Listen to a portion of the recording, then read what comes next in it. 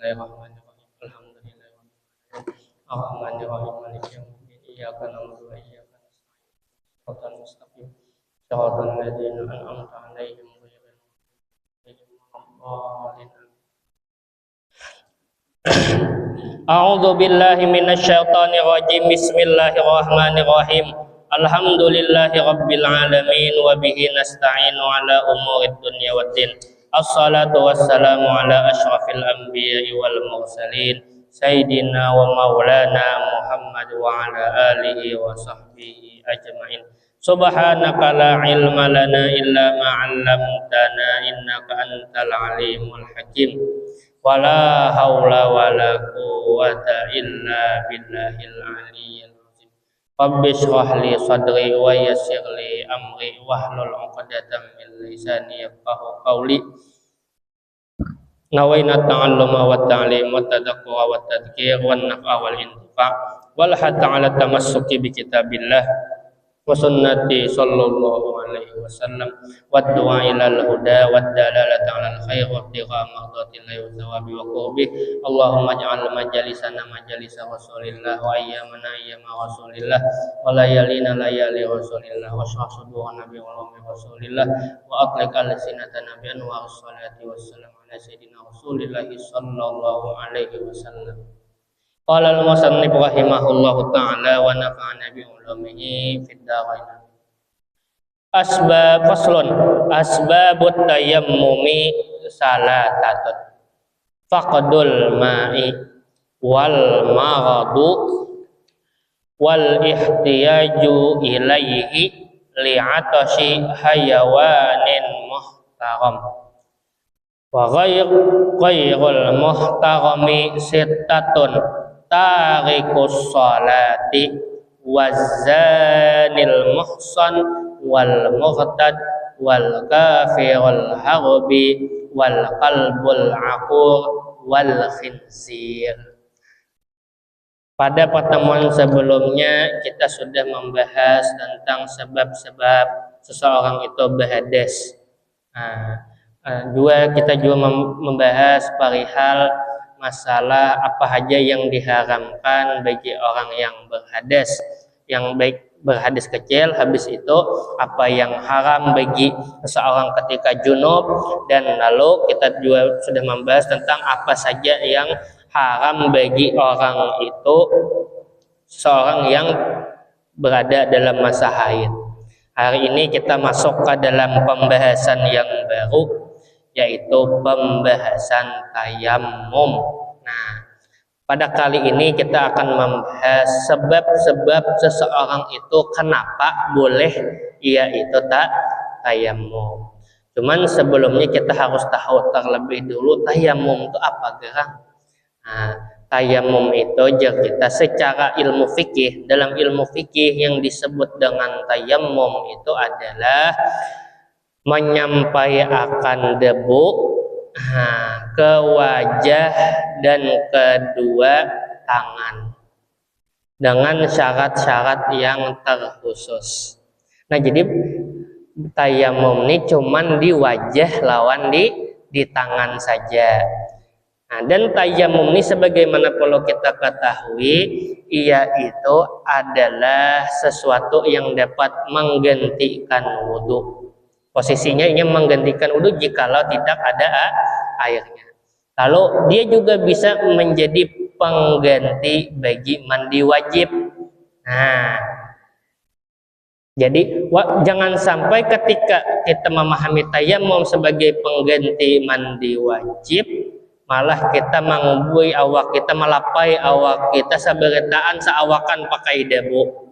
Nah, kalau ada kayaknya bisanya kesalahan Pak. Jadi cukup mandi wajibnya pun juga tetap hanya sekedar menyampaikan debu ke wajah dan juga ke tangan sebagaimana kita berwudu biasanya. Nah, itu aja.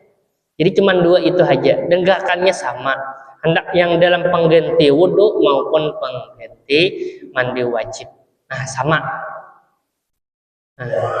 Lalu kita juga harus tahu tayammum itu bukannya yang mengangkat hadas. Nah, ya kan kalau wudu tuh ini mengangkat hadas. kalau kita ini hanya sebagai bagian daripada keringanan dalam syariat, sehingga di sini untuk apa? Listibahatis sholah, ya kita. Kada mengangkat hadis kecil, kada mengangkat hadis besar, kada. Tetapi kenapa kita melakukan itu? Kita melakukan tayamum tadi dalam rangka agar kita dapat melaksanakan sholat. Nah, kita mandi wajib dalam rangka apa juga? Ya tadi listibahatis sholah. Nah jadi itu diantaranya. Jadi tayamum itu perbedaannya di mana lawan wudhu kayaknya inya kada kawa mengangkat hukum hadis yang ada pada diri kita. Nah makanya karena bila kita sekali tayamum tak pakainya kisah apa satu kali gawian nang wajib. Karena bila kita hendak menggawi nang wajib pulang, paksa kita bertayamum pulang biasa. Berbeda dengan wudhu. Umpama kita wudhu di waktu zuhur kita sudah berwudhu, kita kawa menahan nih kadang batal wudhu kita sampai asar, kawa kita masih langsung sembahyang asar dengan wudhu kita yang di waktu zuhur. Berbeda dengan tayamum. Tayamum itu ini harus diantaranya juga harus sampai waktu dahulu. Nah sampai waktu hanya boleh bertayamum. Bila sebelum waktunya bertayamum kada boleh juga. Nah jadi ada beberapa ketentuan, makanya karena ada namanya dengan syarat-syarat yang terkhusus. Nah jadi arti dari tayamum itu ada syarat-syaratnya. Nah lalu kita juga harus tahu hukum tayamum itu ada. Nah, karena kita memasalahkan fikih, jadi fikih itu paling kadangnya berhubungan dengan 5 hukum yang biasa kita lakukan. Nah, di sini hukum tayamum itu kadang bisa menjadi wajib, kadang bisa menjadi mubah, kadang bisa menjadi makruh, dan kadang bisa menjadi haram. Tayamum bisa menjadi wajib ketika apa? Ketika seseorang itu khawatir mati atau celaka jika menggunakan air. Nah, jika menggunakan air, ingat tuh ternyata bisa langsung mati orangnya. Nah, itu makanya jadi hukumnya wajib. Kalau mubah itu ada kainan. Jika mampu melakukan wudhu, orangnya mampu berwudhu. Cuman air wudhu dengan banyu tadi kawa. Cuman banyunya tuh dijual di atas harga standar yang kada kawa kita tuh tukar. Nah di situ ketika itu mau mubah. Nah begitu juga ketika kada ada air di awal waktu. Di awal waktu kada ada banyu. Nah, namun inya yakin dan ada dugaan kuat akan ada air di akhir waktu. Nah ketika itu di akhir waktu tuh ada dugaan, tapi ternyata musiknya kada ada lagi. Nah berwudunya bertayamum. Nah, lalu ada makruh itu apa? Ulangi tayamum. Nah ini beda lawan berwudu kawa kita ulangi berwudu. Makanya tajdidul wudu, memperbaharui wudu. Boleh kita memperbaharui wudu. Nah, sedangkan di dalam tayamum makruh kita ulangi tayamum. Lalu ada karanya pulang haram tapi sah. Nah, apabila orang itu bertayamum pakai debu yang mana hasil curian dari debu orang lain. Nah, ini biasanya terpakai di padang pasir atau apa. Lalu bisa juga haram dan juga kada sah jika melakukan tayamum saat ada air. Bila ada air lancar dan kita kada ada sebab yang menghalangi, maka kita kada boleh tayamum. Haram kita tayamum dan tayamum kita kada sah. Lalu tayamum dari hadas kecil itu hukumnya batal itu sebagaimana hal-hal yang membatalkan wudhu. Nah tayamum kita dari hadas kecil berarti pengganti wudhu. Sedangkan tayamum kita dari hadas besar berarti tayamum sebagai pengganti mandi wajib. Maka hukumnya tidak batal dengan wujudnya hal-hal yang membatalkan wudhu. Nah kenapa?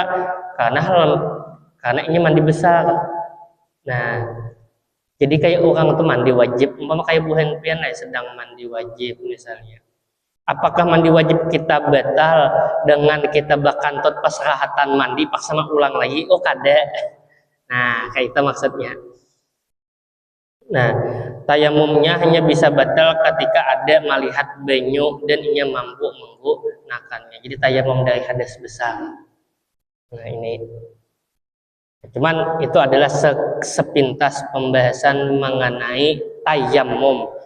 Nah, kita masuk ke dalam sebab-sebab orang itu harus bertayamum. yang membolehkan orang itu bertayamum tuh paling kada ada 3 di sini.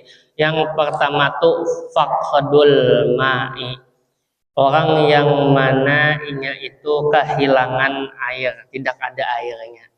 Nah, orang yang tidak memiliki air itu dia dibolehkan untuk bertayamum. Cuman kita harus tahu dahulu, nah, keadaan orang tuh kayak pada dalam masalah banyu ini.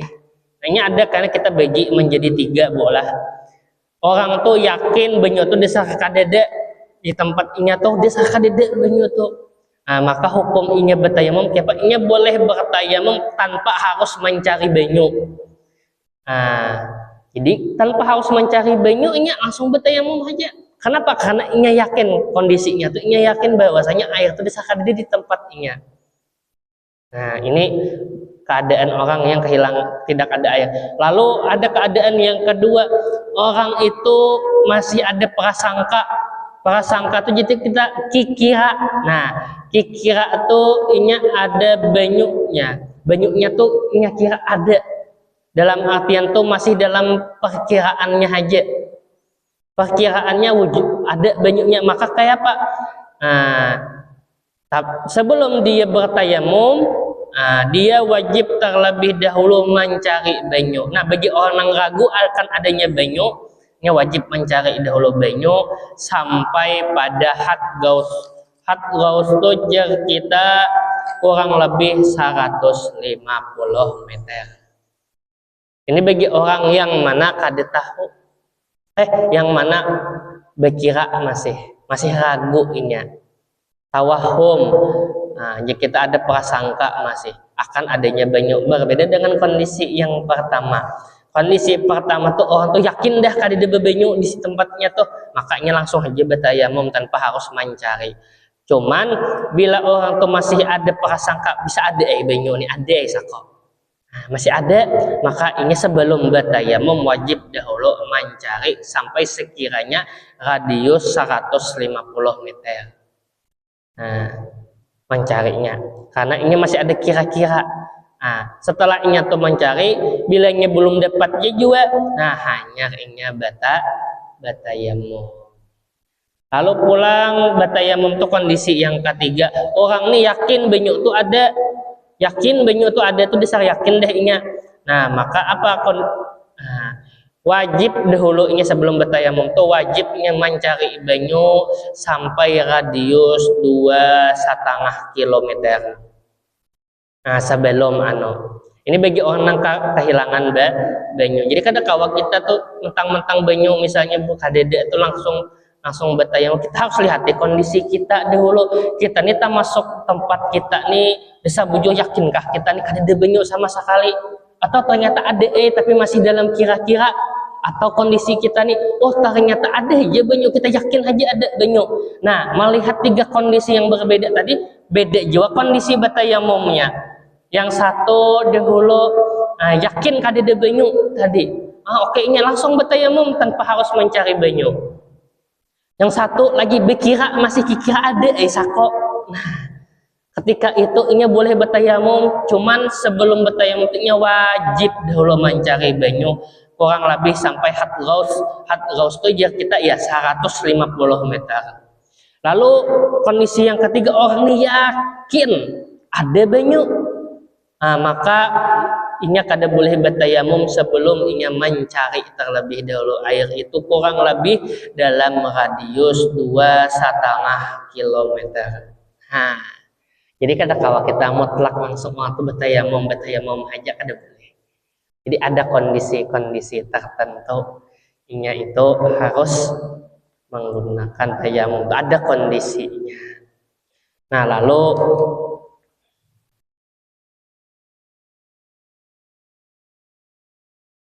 kondisinya juga ada secara syarat tuh ada apa?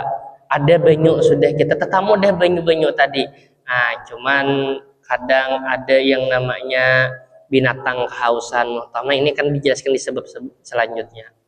Lalu karena mungkin harga air dijual di atas harga standar, nah itu bisa juga maulah orang tuh bertayamum. Lalu ada juga menemukan air, ada dah banyu tetamu pas mencari itu, cuman ada binatang buas nang menghadang di muka, lalu kada kawa mengambil banyu.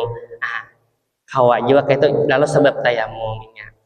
Lalu ada menemukan air, tetapi ternyata dilihat banyunya nih kayaknya bila dipakai bisa bermudarat biasanya. Dalam artian apa? Mungkinnya melihat banyunya itu sudah tercemarkah misalnya. Nah, lalu kada kawanya bisa aja bertayamum ketika itu.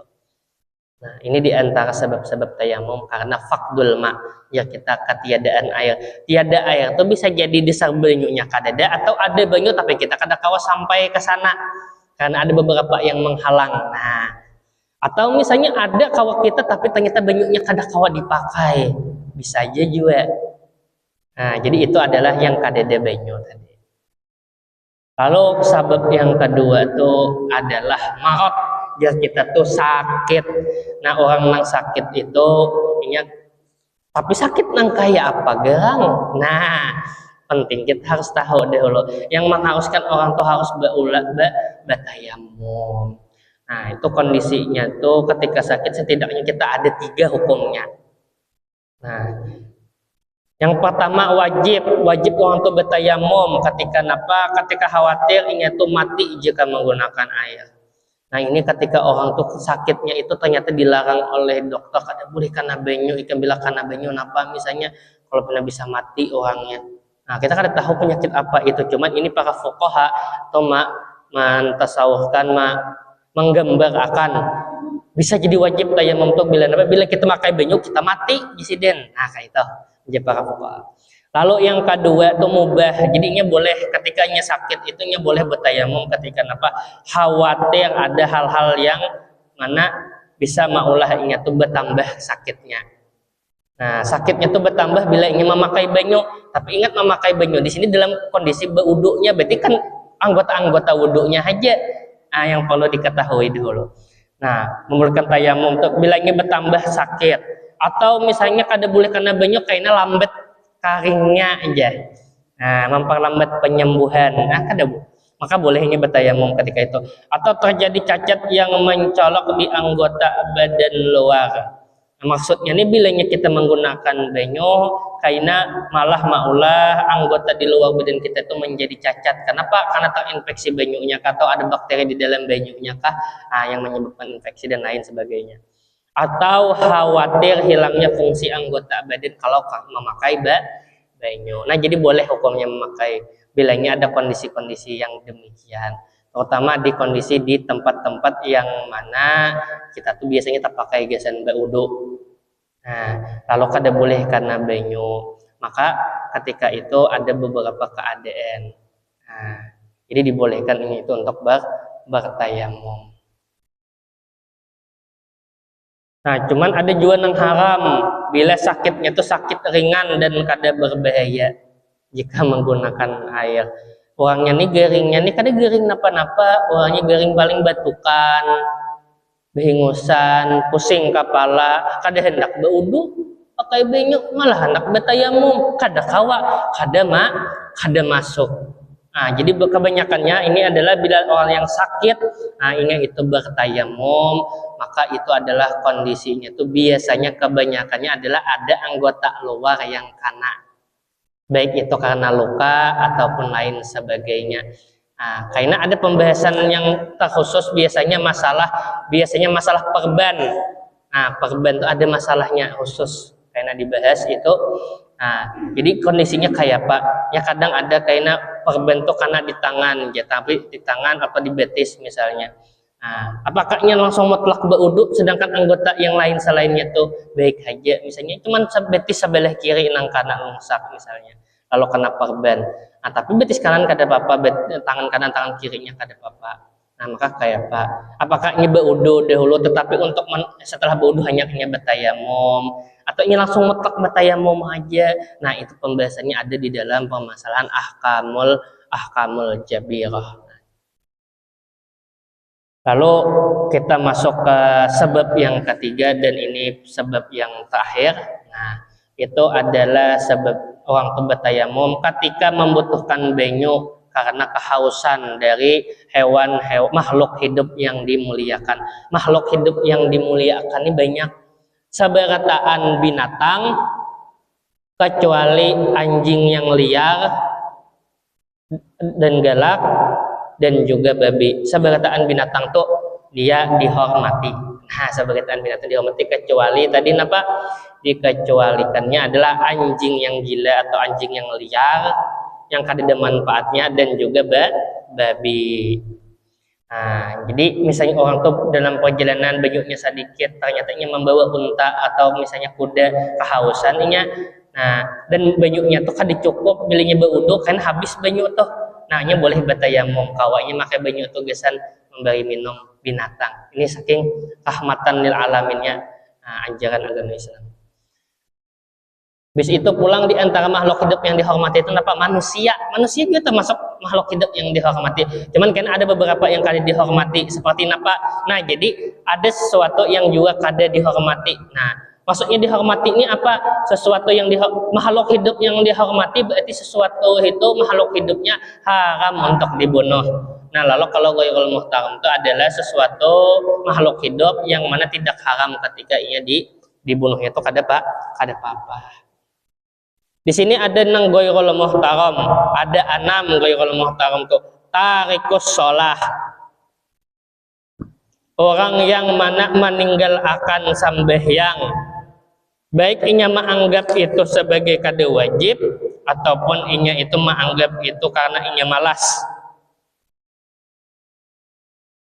Nah, ini termasuk daripada seseorang yang mana termasuk inya itu ghairul muhtaram, kada dihormati lagi orangnya.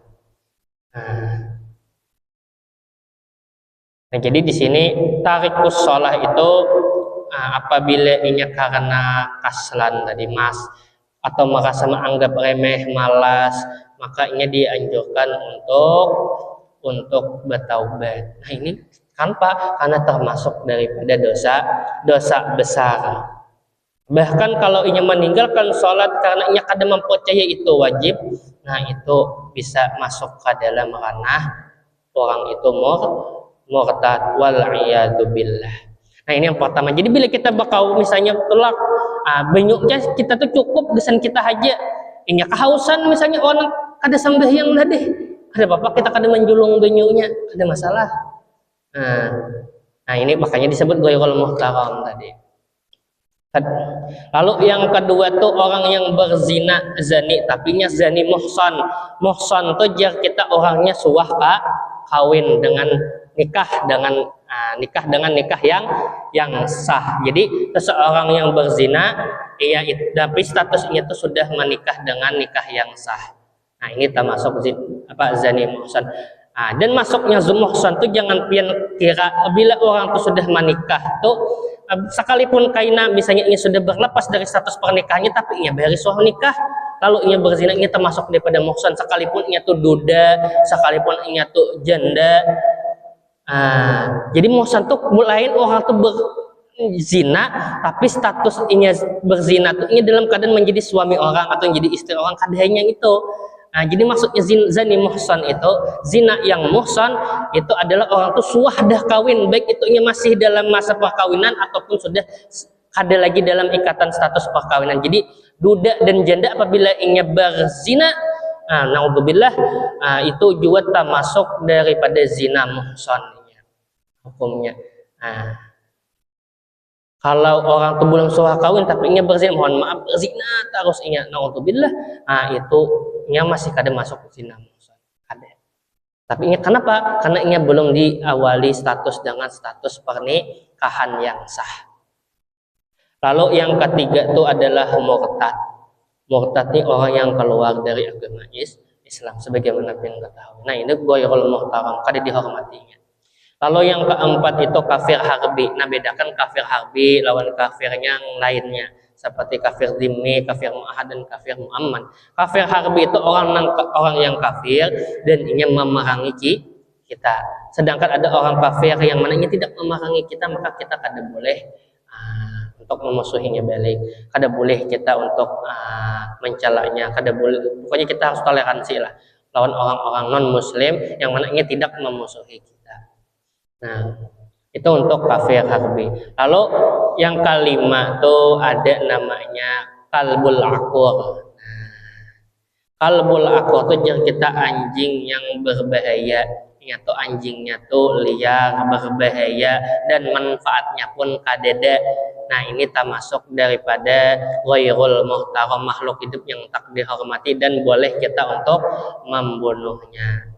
Nah, namun apabila anjing itu memiliki manfaat, maka kita kada boleh membunuhnya. Kenapa? Bila ada manfaat, anjing yang dilatih gesan berburu, anjing yang dilatih gesan mencium obat-obatan terlarang, nah itu kada boleh dibunuhnya, karena ini diajarkan suatu keahlian yang membentuk kita kayaknya. Nah, jadi kada sebertaan anjing boleh kita bunuh. Nah, kayak itu. Bila anjing itu ada manfaatnya, menjaga kebun misalnya. Kan ada biasanya kita orang-orang itu menggunakan anjing untuk menjaga kebunnya. Nah, ini juga termasuk daripada ada manfaat. Nah, itu haram untuk dibunuh anjingnya. Nah, lalu pulang anjingnya nih kada ada manfaat tapi kada bermudarat.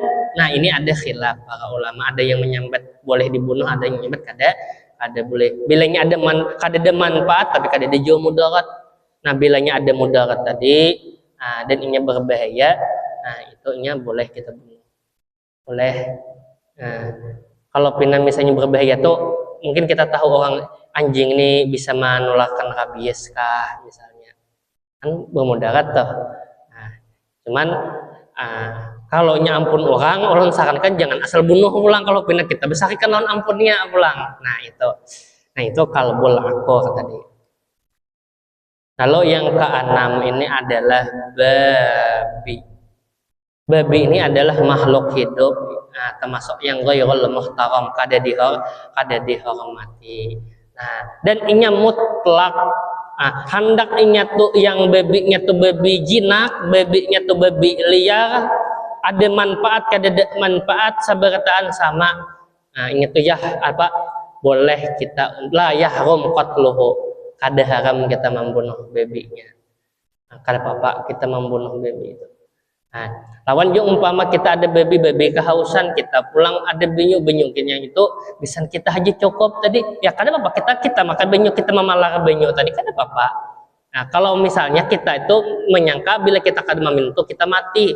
Nah, berbeda halnya bila kita ada benyu dan kita hendak berbagi ke binatang, hendak itu babi, hendak itu anjing, hendak itu burung, hendak itu kambing, tapi kita hendak membagi benyu. Nah, itu kan masalah. Nah, itu adalah amal ibadah bagi Tuhan pian. Nah, di tiap-tiap jantung yang basah, maksudnya itu tiap-tiap makhluk hidup yang mana mungkin basah karena kita memberi air atau memberi makanan dalam melangsungkan kehidupannya, maka itu termasuk daripada sedekah. Ini melihatnya kondisinya bila kita tuh airnya tadi terbatas. Jadi sabarataan makhluk hidup manusia itu termasuk orang yang dihormati, kecuali orang yang tadi tarikus shalah, meninggalkan sembahyang, orang yang murtad, orang yang kafir harbi, itu orang yang berzina muhsan. Nah, itu yang kada dihormati. Selain itu kita harus menghormati. Lalu kalau binatang, semua binatang kecuali anjing yang berbahaya dan juga babi. Nah, cuman bila pian hendak berbuat baik kepada semua makhluk hidup, jadi terutama kepada binatang, kada usah memikirkan anjingnya, babinya. Bila pian hendak memberi minum, memberi makan, maka silakan. Tapi lihat kondisi kita juga, masalah banyunya, dan kita lihat kondisi binatangnya, apakah ini termasuk dari bagian yang dihormati atau yang kada dihormati. Nah, mungkin hanya itu yang dapat saya sampaikan. Pembahasan selanjutnya yaitu syurutut tayammum. Wallahu a'lam bishawab. Mudah-mudahan apa yang disampaikan ini bisa bermanfaat dan memperbaiki kualitas ibadah kita, dan semoga Allah Subhanahu wa taala mengistiqomahkan kita untuk senantiasa berada di jalannya, dan Allah Subhanahu wa taala memudahkan kita mengamalkan apa yang kita pelajari ini. Ala hadhihi niyah al-Fatihah.